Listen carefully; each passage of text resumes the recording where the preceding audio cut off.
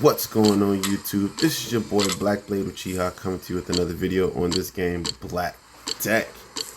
So, just so people are on the up and up, I did cover in my last video the Temple Tournament as far as the rewards and stuff like that, how many points you can, what you get for placing, what do you get for just participating in the event, how many points you need to max it out, etc., etc. So I was going to do a video montage of me losing, but I'm not going to do that. That doesn't make any sense. Even though that'll probably be fun for everybody else to see, it's not fun for me to put out there. But I want to talk to you guys about in-game cards. Now, I'm gonna probably do a part 2 on this, so we'll just keep this fairly general. And we're going to talk about in-game cards as a whole. So in-game cards are cards that you can use obviously in the in-game. In-game means you are winning in gold, you're winning in diamond, but you also have cards that are capable of competing at that level, right? So what are cards that can compete at that level? Or compete at that level.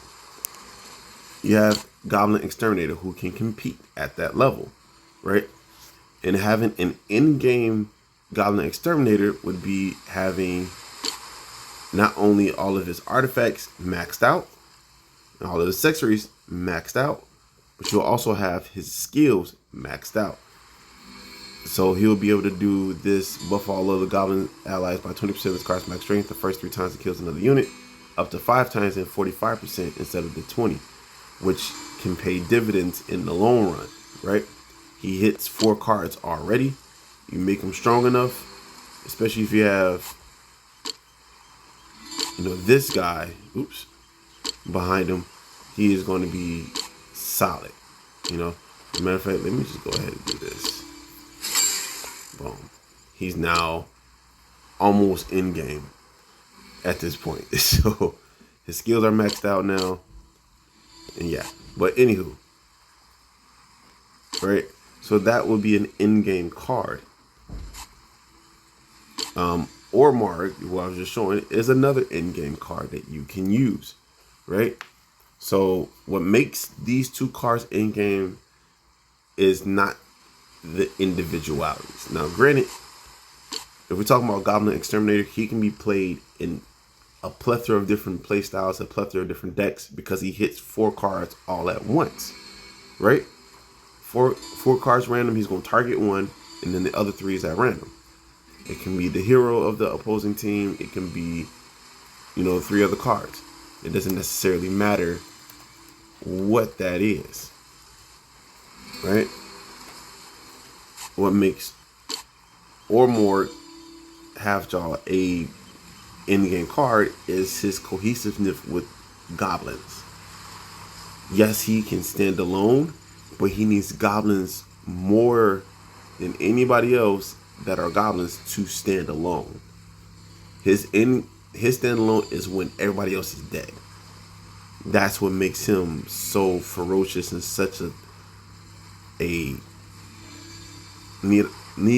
I would say needless to say, but it makes him a card that is irrefutable once he's the last card on board, right? So he is that type of good, right? Another type of in-game card would be Runa, right? Again, if I had all her skills maxed out, right, and her artifacts maxed out, she was maxed out at level 60, this will make her in-game card, right? Because she can not only use her abilities to the max, but her artifacts are maxed out. She can do a lot more work with that, with her skills maxed out versus not maxed out. Okay, so that is what a in-game card. Hey, Lob, hold on. Sorry about that. My dog was barking, but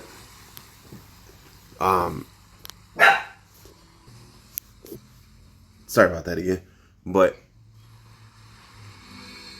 that is the bare minimum of in-game cards in general. There's a plethora of in-game cards that you can use. There's a plethora of in-game strategies you can use. I've shown them in Arena. There's still plenty more out there that I have not talked about yet. So we will get into more of those in-game strategies in future videos.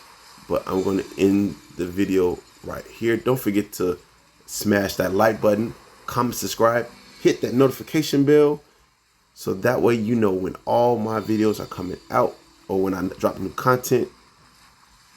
Holla back at your boy. Peace.